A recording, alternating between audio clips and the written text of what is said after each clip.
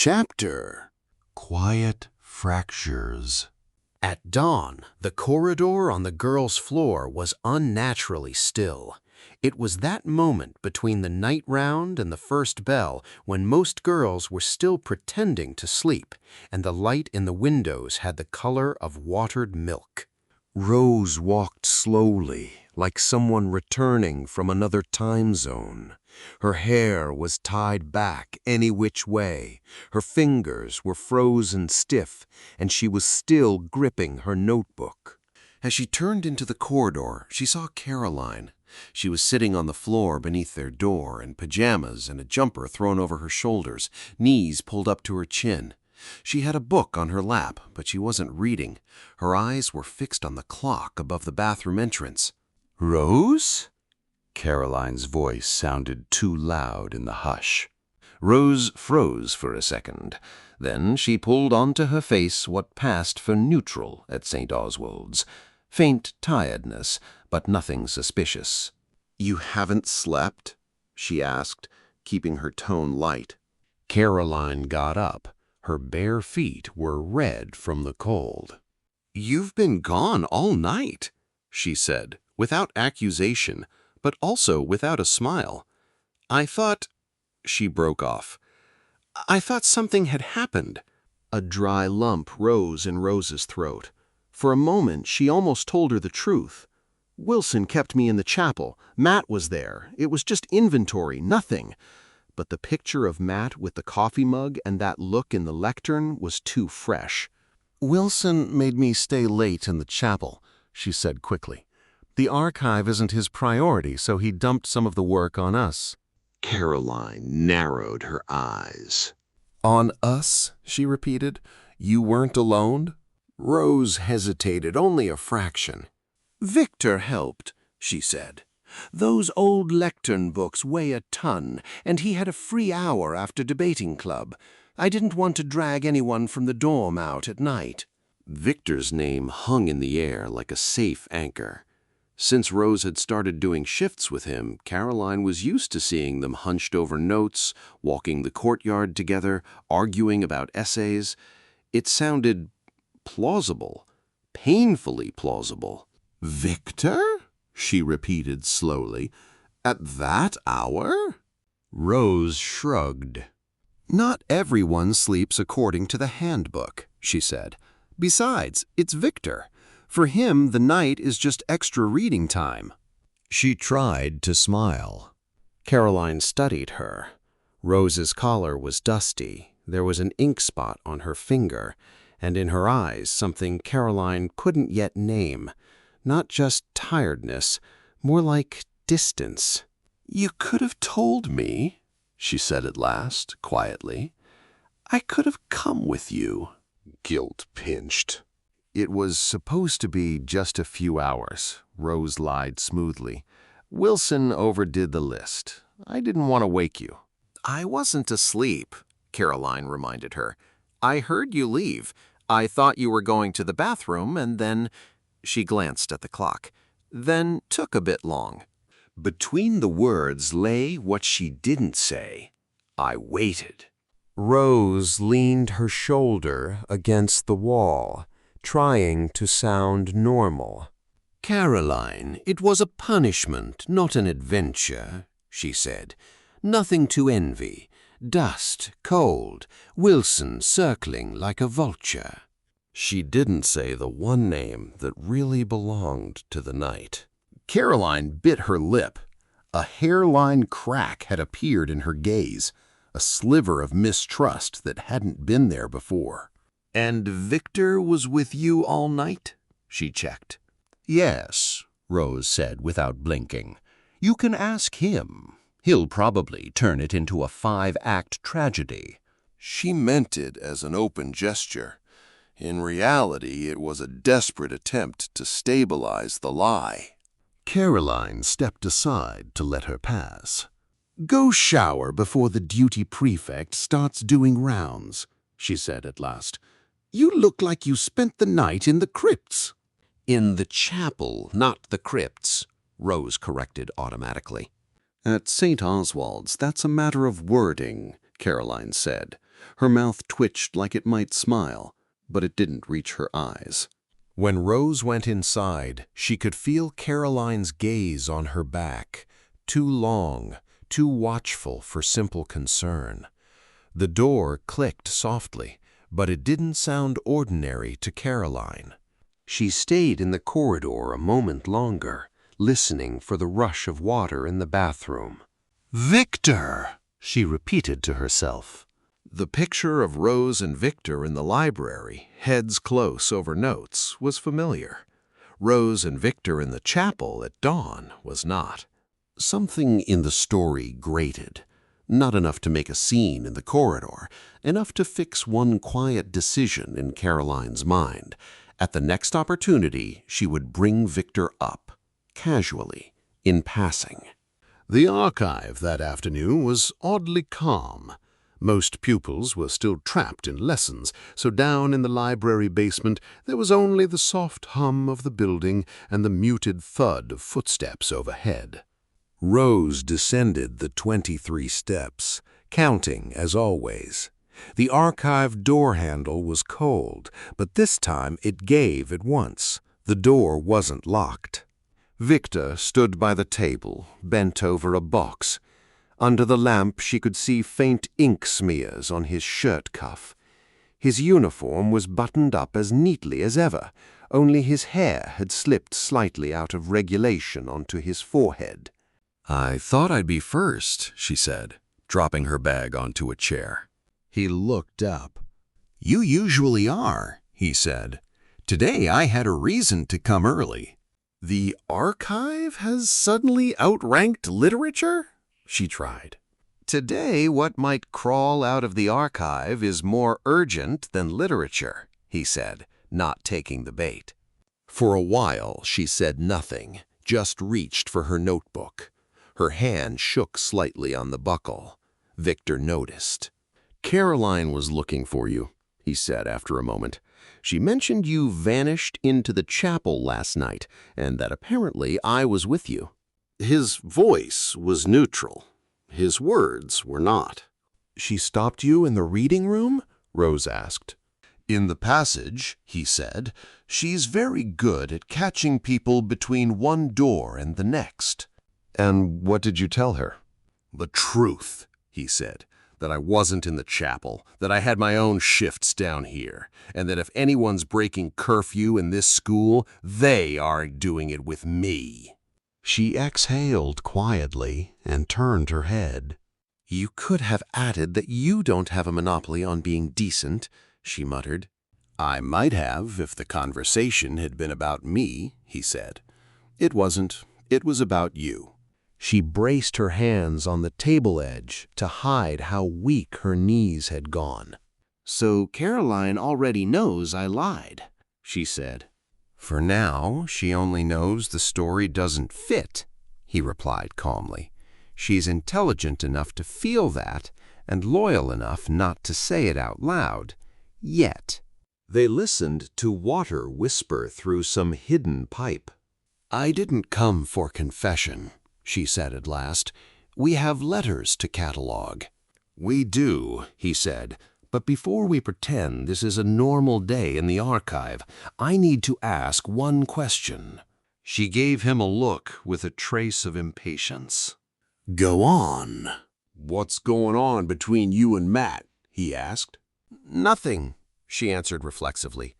"Competition over Cavendish, that's all."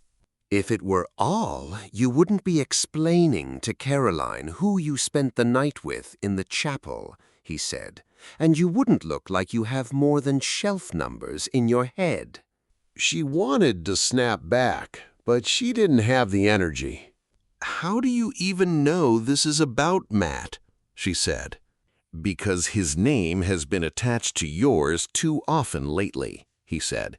"In the dining hall, on the stairs, now from Caroline, and because I've known him longer than you have." He turned to the shelves, pulling down another box, but his voice stayed focused. "I've known him since we were kids, Rose," he said. "Back when we were on the same side of everything. Exams, trouble, even punishments. Matt was ordinary for someone with that surname. "And then?" she asked quietly. "Then there came a time when being a Whitby stopped being a background and became a job description," he said. "Every year, every 'you're not allowed to lose,' every 'this is your responsibility' settled on him like layers of dust on these files." His palms slid across the cardboard. "The Matt I knew was somewhere under all of that," he added. "But on the surface, there's someone with debtors and enemies, someone who doesn't have room for uncomplicated friends." "And you?" she asked. "No room for you either?" He gave a brief, humorless smile. "At some point, I realized being his friend meant keeping quiet about things I couldn't accept," he said. "So we stopped being friends in the old sense. What's left is politeness and very careful conversations." "And that's why you're warning me?" she pressed. "Among other reasons," he said, "because I see you moving into his orbit, even if you can't name it yet. And I know what Whitby orbits look like." He met her eyes. "The Whitbys are not sentimental, Rose," he said. "They collect trophies, scholarships, names, loyalties, sometimes people." "Great," she said. "So in the best-case scenario, I end up on a shelf." "In the best case," he said, "you'll be a brief entry in their story. Worst case, you become exactly what you've always fought not to be, a silent accomplice, someone who knows and says nothing." File folders rustled. "I'm not saying this to mock you," he added more gently, "but the system behind him won't split hairs. You'll be either a tool or an obstacle." Rose's fingers bit into the wood. "I'm not naive," she said. "I know his family's dangerous." "You know it from documents and reading," he said. "I know it from corridors, closed-door conversations, the way they look at anyone who, quote, doesn't fit the tradition. It's a different sort of knowledge." "You've known me for a few weeks," she cut in. "You're not my guardian or my confessor." He didn't look away. "I know," he said. "But in those weeks, I've seen how much work you're putting into getting out of where you came from. And I've seen the Whitbys turn that kind of effort against people. That's enough for me to care." He rolled the trolley closer. "Let's agree on this," he said. "I'll help you with the archive, with 1976. I'll be on your side when this starts breaking open. But I'm not going to pretend Matt Whitby is an exception to his own family's rules just because that would be easier for you." "I'm not asking for easy," she said. "I'm asking for facts." "The fact is," he nodded, "he already lost someone like me to that name, and I have no interest in watching this school do the same to you under a different pretext." Floorboards above them creaked as someone walked along the corridor. "So," she asked after a moment, "what do you think is between me and Matt?" Victor hesitated, then said, "Right now, too much curiosity and not enough caution," he said. "And that's enough for me to be worried." She didn't answer. She reached for the first folder. He passed her another. For the rest of the afternoon, they worked in the rhythm of paper and pen, but every line they wrote into the catalog cast a shadow on the same unasked question. How far would she let Matthew Whitby move her on a board where he himself had long since stopped being a player and become a case study? The stone corridor running from the library to the side door was almost empty at that hour. Most pupils were milling between the dining hall and common rooms. Here, only the occasional figure slipped past with an armful of exercise books. Light from high windows fell at a sharp angle, making long, cold rectangles on the floor. Victor came out of the library with a stack of files under his arm. He paused to straighten his cuff, The ink had left another stain. Matt was leaning by the side door, shoulder against the wall. "Ashby," he said in a tone that was not neutral, "I see you've been promoted to permanent archive guard." Victor stopped a few steps away. "Someone has to make sure the past doesn't go wandering without permission," he said. "The library's too small for all the ghosts." "Oh, don't be so dramatic," Matt smiled briefly. "They're only boxes of paper, not a crypt." A muffled laugh from someone hurrying past drifted down the corridor, then faded. They were alone. "I hear," Matt said as if idly, "Hartley's been spending a lot of time down there with you, for someone who only came here for the scholarship." "It's called volunteering," Victor said evenly. "Community engagement. There are leaflets." "I don't have to read the leaflets if I can ask you," Matt cut in. "You used to tell me who you were spending your afternoons with." Victor set the files on a low sill to free his hands. "And I didn't used to have to explain that not everything I do is your business," he said. Something in Matt's smile sharpened. "So we don't tell each other those things now?" he said. "Funny. I thought after all these years I at least knew who was in your sphere of interest." "I don't talk about you with her, if that's what you're asking," Victor said. Matt snorted. "But you do talk to her about my family," he said.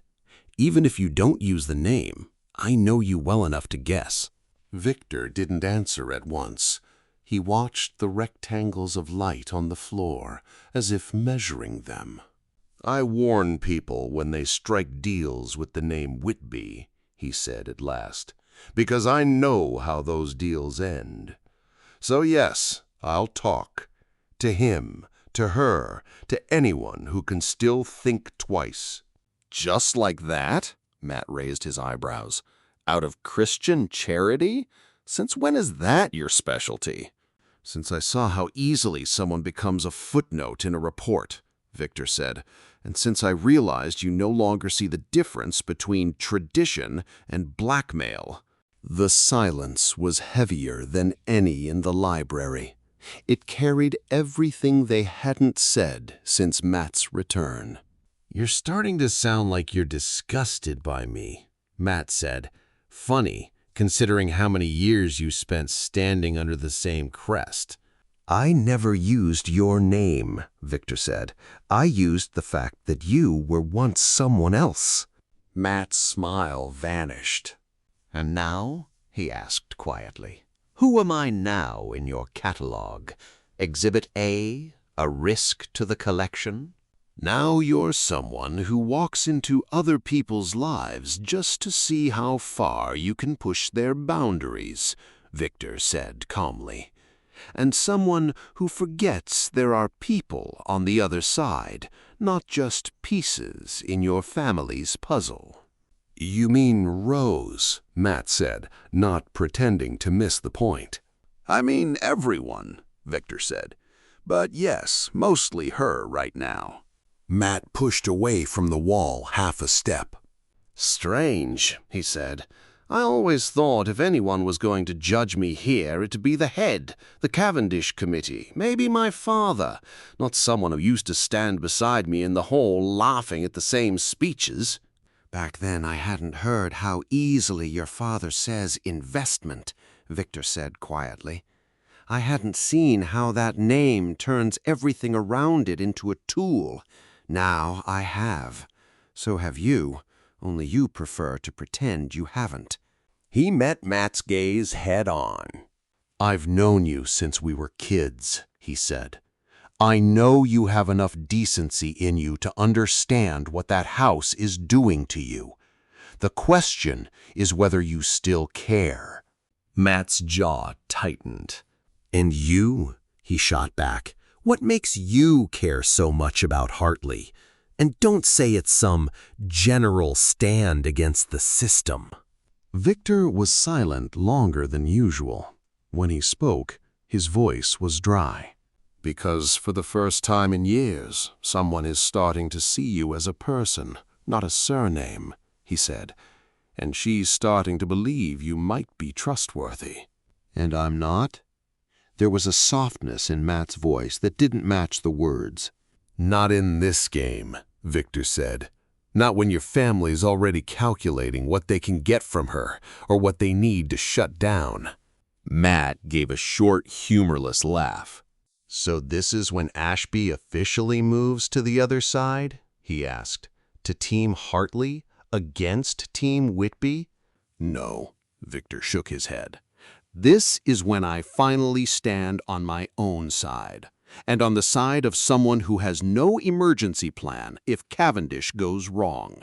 Footsteps echoed again, quick, nervous. 2 younger pupils scurried past, muttered sorry, and vanished around the corner. They were alone again.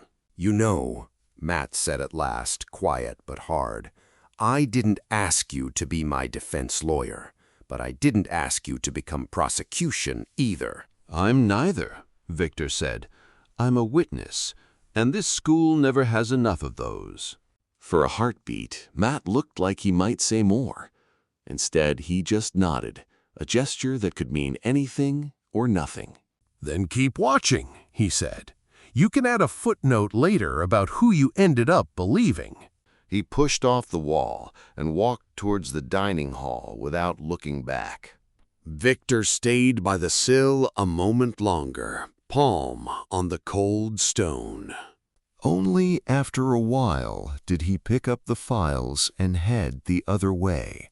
At St. Oswald's, loyalties rarely ended with a slammed door, more often with a brief meeting in a corridor and both people walking away with a sense that something had gone unnamed.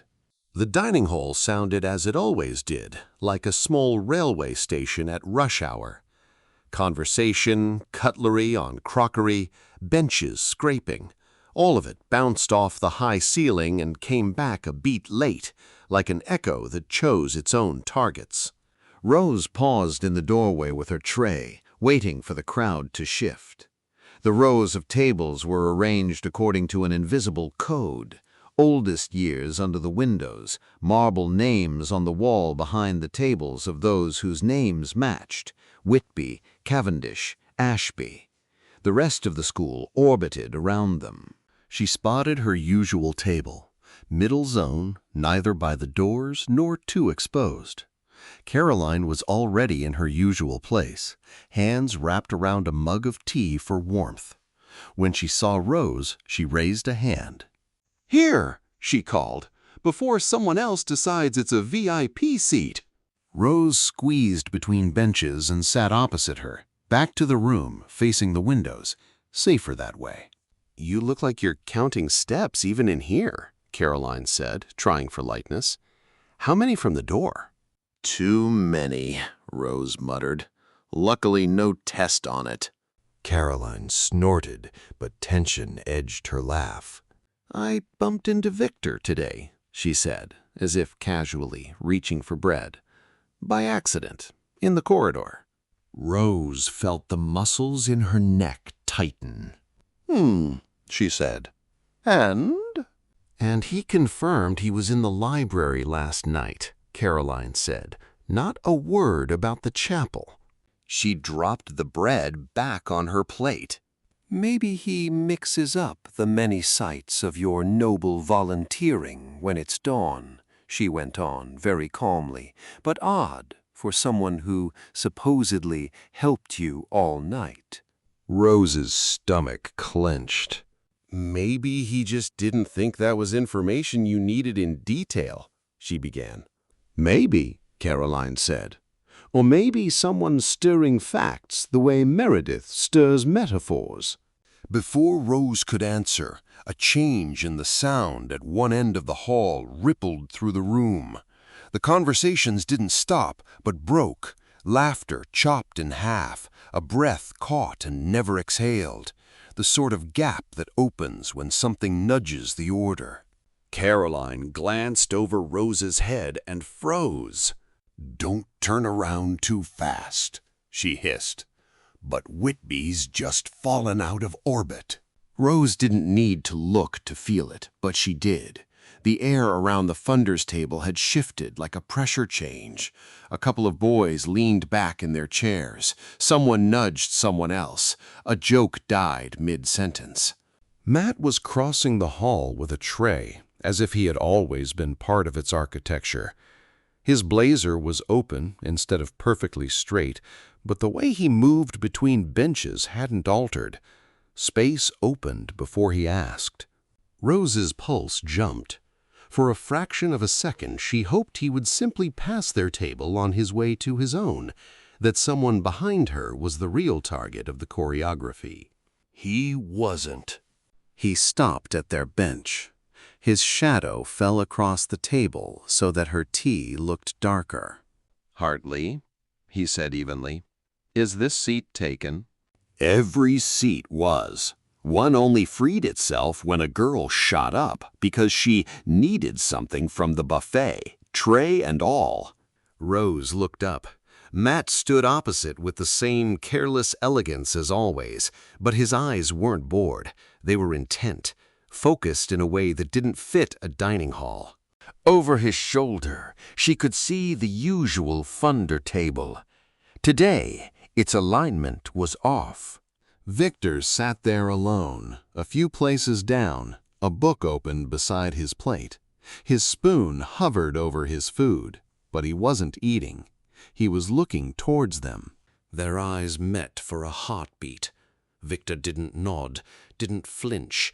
There was no surprise in his face, only a clear, steady recognition of the fact. Matt was sitting elsewhere.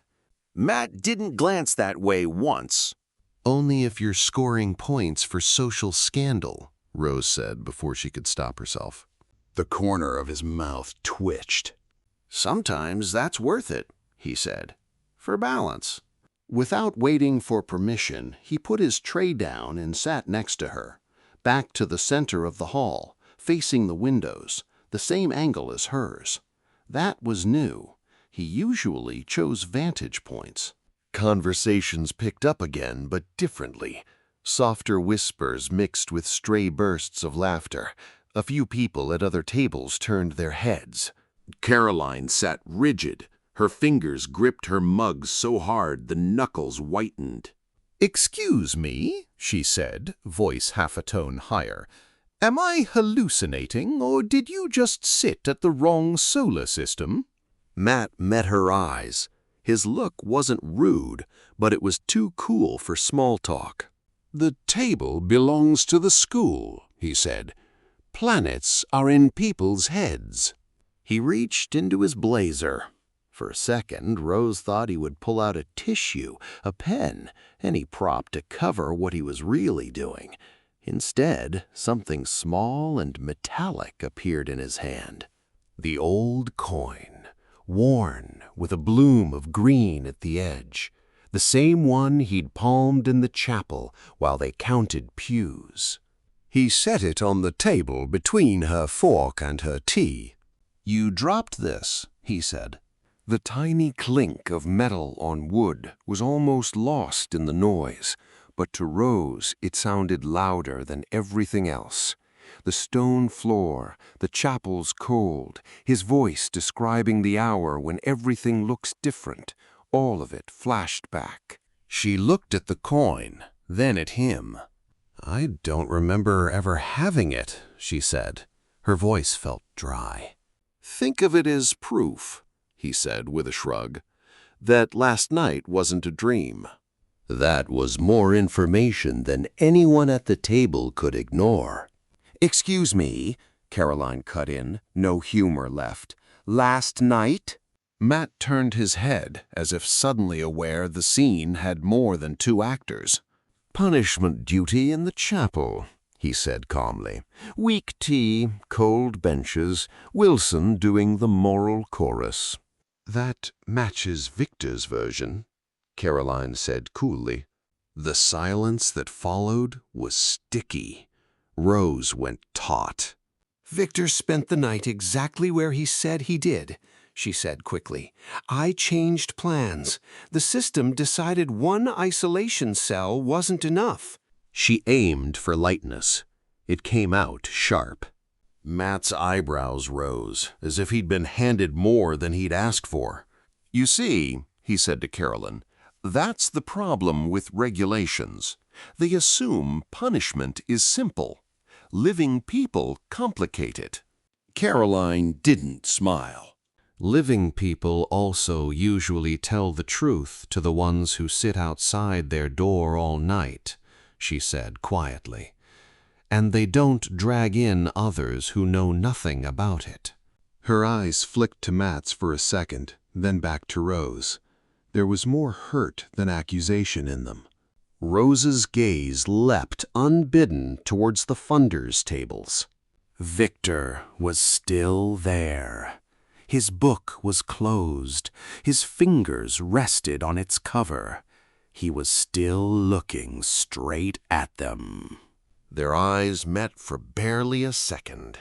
There was no fury or theatrics in his expression.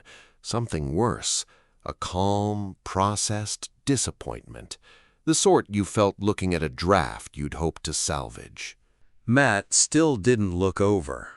Rose dropped her eyes to the coin. The metal was cold when she closed her fingers around it. "What is it?" she asked, more to say something than out of curiosity.